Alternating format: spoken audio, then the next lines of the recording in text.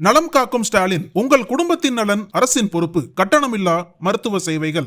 GT Holidays, South India's #1 travel brand. You know you are special when you're with GT Holidays. பழைய நகையை கொடுத்து white 11 மந்த்ஸ்ல அதே அடைக்கு புது நகையை எடுத்துக்கோங்க. எக்ஸ்ட்ராவா ₹1 தர வேண்டாம். Magic old gold exchange.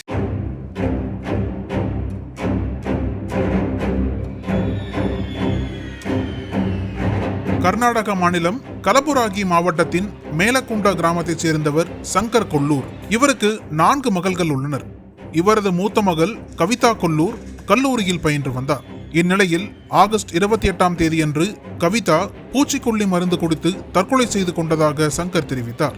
மேலும் இது குறித்து காவல்துறைக்கு தகவல் தெரிவிக்காமல் அவசரமாக தங்களுக்கு சொந்தமான நிலத்தில் கவிதாவின் உடலை எரித்து விட்டனர். இந்த சம்பவம் கிராம மக்களிடையே சந்தேகத்தை எழுப்பியது. மேலும் காவல்துறைக்கு இது குறித்து தகவல் கிடைத்துள்ளது.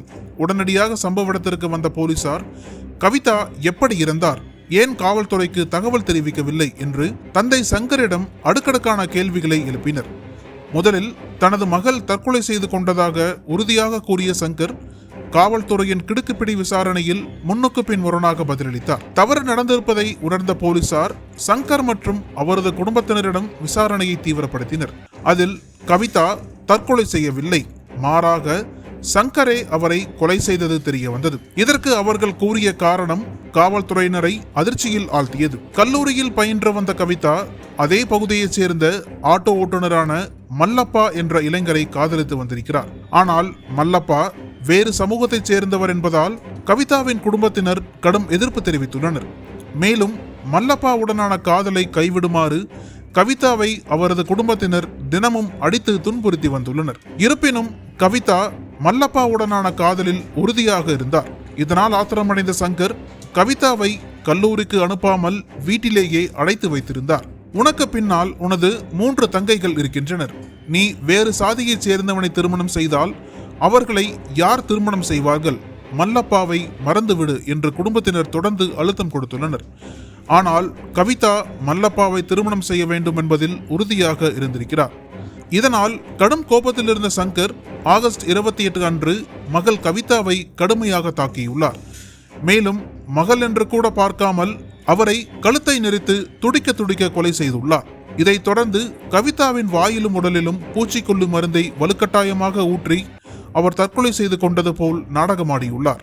மேலும் நடந்தவற்றை குடும்பத்தின் முக்கிய உறவினர்களிடம் கூறி அவசரமாக கவிதாவின் உடலை எரித்துவிட்டதாக சங்கர் ஒப்புக்கொண்டார். இதையடுத்து சங்கரை காவல்துறையினர் கைது செய்தனர். கலபுராகி காவல் ஆணையர் சரணப்பா SD கூறுகையில், சங்கருக்கு 4 மகள்கள் உள்ளனர். வேறு சாதியை சேர்ந்தவருடன் கவிதா திருமணம் செய்தால் மற்ற 3 மகள்களின் திருமண வாய்ப்புகள் பாதிக்கப்படும் என்று அஞ்சி அவர்களது காதலுக்கு எதிர்ப்பு தெரிவித்துள்ளார். சங்கரை கைது செய்துள்ளோம்.